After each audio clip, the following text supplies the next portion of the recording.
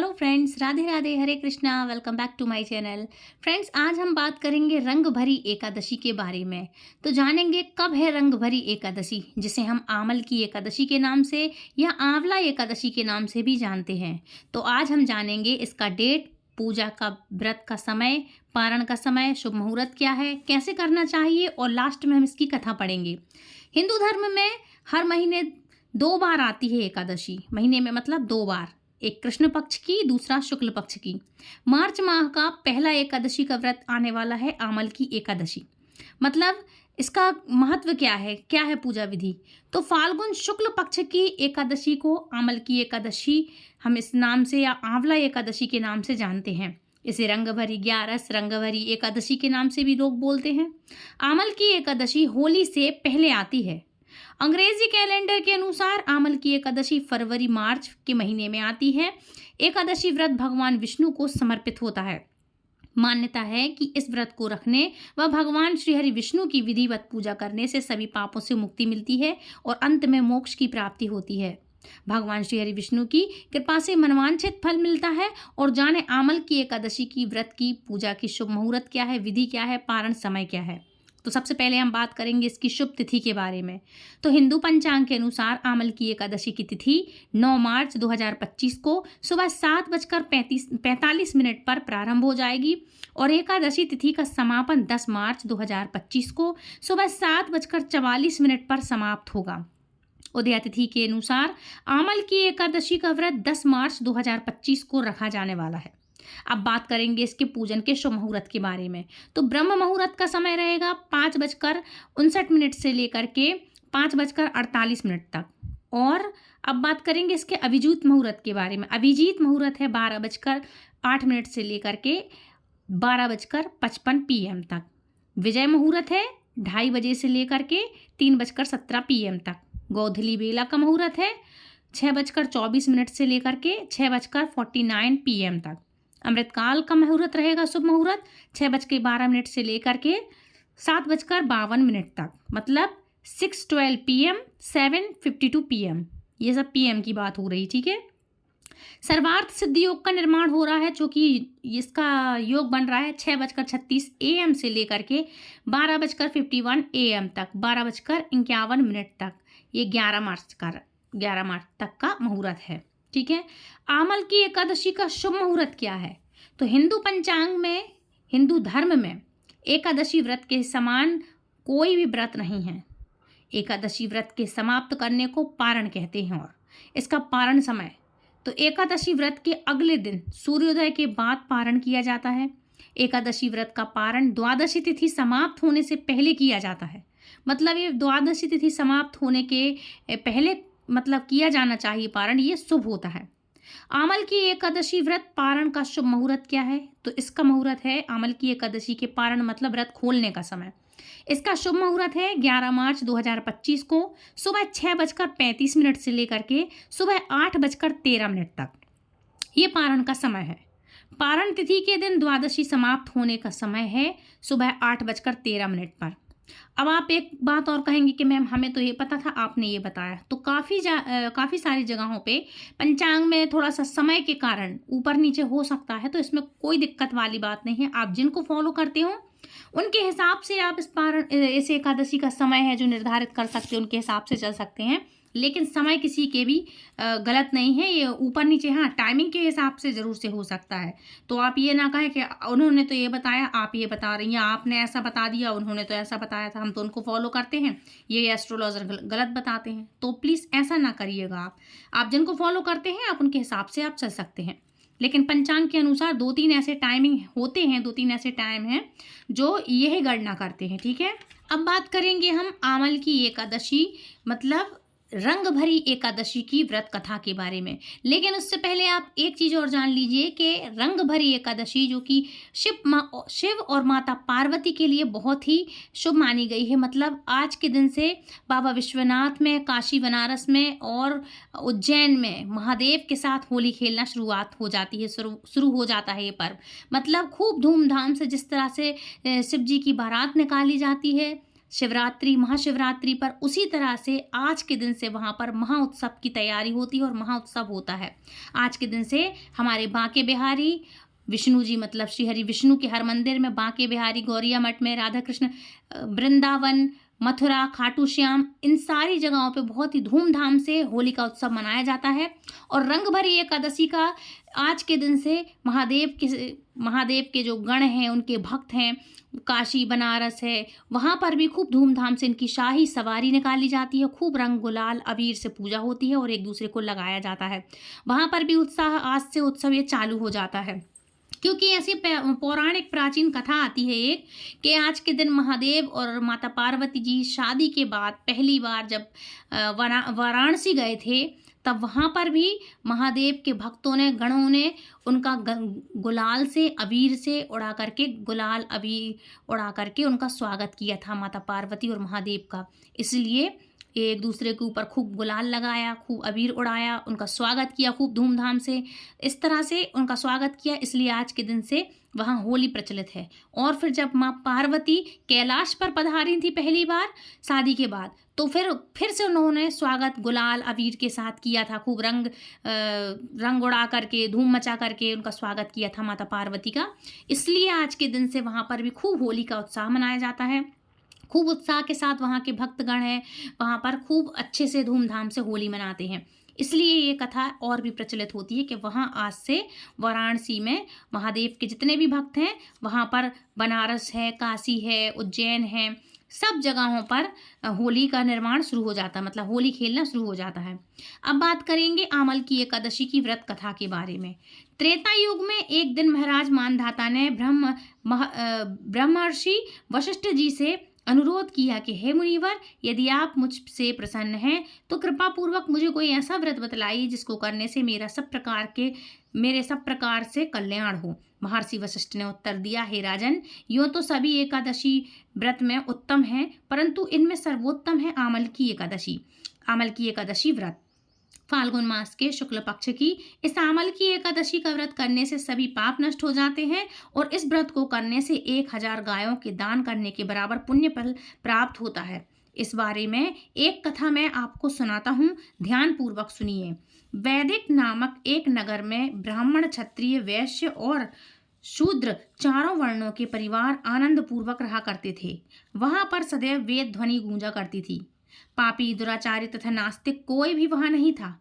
उस नगर में चैत्र रथ नाम का एक चंद्रवंशी राजा राज्य करता था।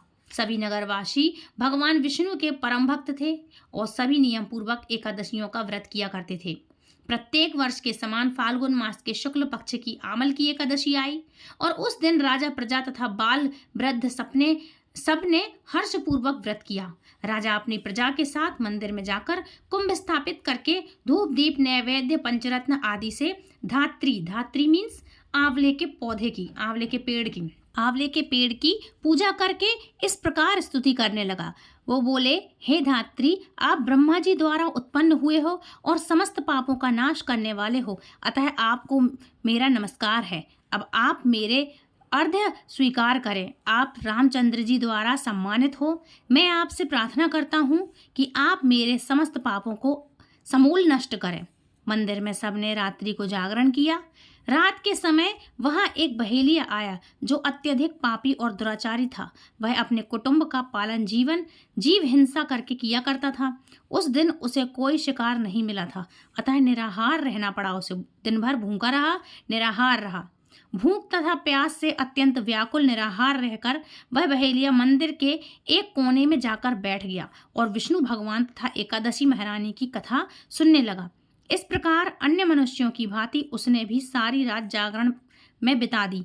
प्रातःकाल घर आकर उसने भोजन किया और कुछ समय बाद उस बहेलिये की मृत्यु हो गई। आमल की एकादशी का व्रत व जागरण करने के कारण अगले जन्म में उस बहेलिये ने राजा विदुरथ के घर जन्म लिया। उसका नाम वसुरथ रखा गया। युवा होने पर वह चतुरंगिणी सेना तथा धन धान्य से युक्त होकर 10,000 ग्रामों का पालन करने लगा। वह तेज में सूर्य के समान, कांति में चंद्रमा के समान, वीरता में भगवान विष्णु के समान और क्षमा में पृथ्वी के समान था। वह अत्यंत धार्मिक, सत्यवादी, कर्मवीर एवं विष्णु भक्त राजा बना। प्रजा का समान भाव से वह पालन किया करता था। यज्ञ करना तथा दान देना उसका नित्य का कर्तव्य था। एक दिन राजा वसुरथ शिकार खेलने के लिए बन गया।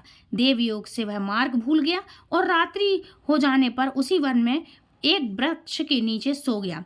थोड़ी देर बाद पहाड़ी पर मलेच्छ आ गए। वहां आए और राजा को अकेला देखकर उन लोगों ने मारो मारो की आवाज़ें लगाना शुरू कर दिया।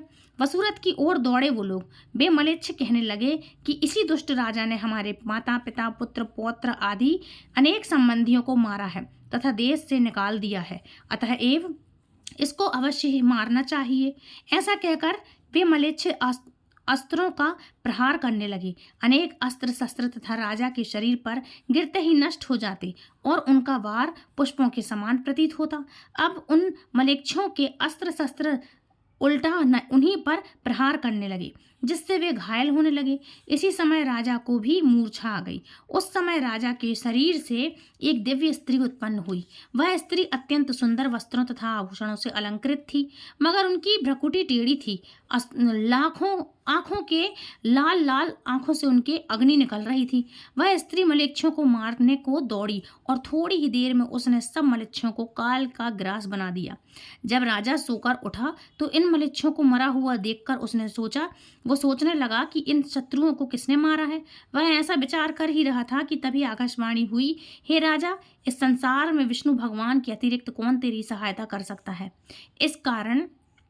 इस आकाशवाणी को सुनकर राजा अपने नगर को वापस आ गया और सुखपूर्वक राज्य करने लगा। महर्षि वशिष्ठ जी आगे बोले, हे राजन, यह आमल की एकादशी के व्रत का प्रभाव था। जो मनुष्य इस आमल की एकादशी का व्रत करते हैं वे सभी कार्यों में सफल होकर अंत में विष्णु लोक को प्राप्त होते हैं। बोलो एकादशी महारानी की जय। हे एकादशी माँ, हे भगवान विष्णु, जैसे आपने उस राजा की रक्षा करी वैसे हम सभी की रक्षा करना। बोलो एकादशी मैया की जय, भगवान विष्णु की जय। तो अब ये थी कथा। अब हम इनकी करेंगे जगदीश भगवान की आरती। तो आरती जरूर से सुनिएगा, पढ़िएगा, दूसरों को सुनाइएगा और याद रखें कि कोई भी यदि आप व्रत करते हैं तो कथा के बिना कोई भी व्रत अधूरा माना जाता है। इसलिए मैंने 2 वीडियो अपलोड किए हैं, लेकिन दोनों में शुभ मुहूर्त बताया है और कथा जरूर बताई है। इस वीडियो में आपको आरती सहित कथा डाल रही हूँ वीडियो अपलोड करके, तो आप जरूर से सुनिएगा। तो शुरू करते हैं जगदीश भगवान की आरती। ओम जय जगदीश हरे प्रभु, जय जगदीश हरे। भक्त जनों के संकट, दास जनों के संकट क्षण में दूर करे। ओम जय जगदीश हरे। जो ध्यावे फल पावे, दुख बिन से मन का, स्वामी दुख बिन से मन का। सुख संपत्ति घर आवे, कष्ट मिटे तन का। ओम जय जगदीश हरे। मात पिता तुम मेरे, शरण गहूँ मैं किसकी, स्वामी शरण गहूँ मैं किसकी। तुम बिन और न दूजा, प्रभु बिन और न दूजा। आस करूँ मैं जिसकी। ओम जय जगदीश हरे। तुम पूर्ण परमात्मा, तुम अंतर्यामी, प्रभु तुम अंतर्यामी। पार ब्रह्म परमेश्वर, तुम सबके स्वामी। ओम जय जगदीश हरे। तुम करुणा के सागर, तुम पालन करता, प्रभु तुम पालन करता। मैं मूरख खल कामी, कृपा करो भरता। ओम जय जगदीश हरे। तुम हो एक अगोचर, सबके प्राणपति, स्वामी सबके प्राणपति।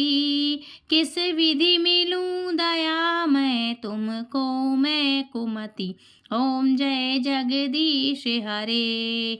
दीन बंधु दुख हरता, तुम ठाकुर मेरे, स्वामी तुम ठाकुर मेरे।